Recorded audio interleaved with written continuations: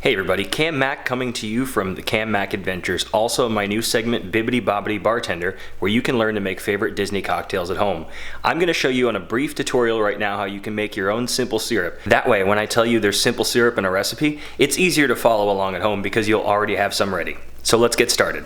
For this, you're going to need a spoon, a measuring cup, something to keep the simple syrup in, pure cane sugar, and 1 cup of water in a microwave-safe bowl or Pyrex.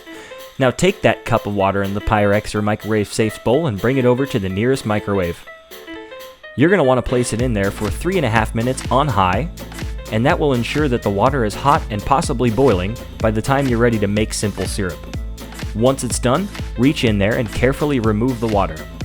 Now, you're going to bring it on over to your countertop or prep area and introduce the sugar. For a common simple syrup or demerara, you're going to want 2 parts of sugar to 1 part of water. In this case, 1 cup of water means 2 cups of sugar. Make sure you measure it over the cup, that way you don't waste much sugar and don't make much of a mess. Once those have been introduced to the hot water, you're going to want to immediately start stirring. So reach in there with your spoon and start stirring. It's going to start out white and cloudy, but that's just the sugar particles starting to dissolve. It's going to get a little bit clearer after some time stirring it. So, at this point, you can actually start placing it in the container you're going to keep it in, just to keep it fresh. At this point, there will still be some particles of sugar floating in your simple syrup. You can either strain them out or leave them in there like I like to do. That's okay, because they will still dissolve because it is a little bit hot.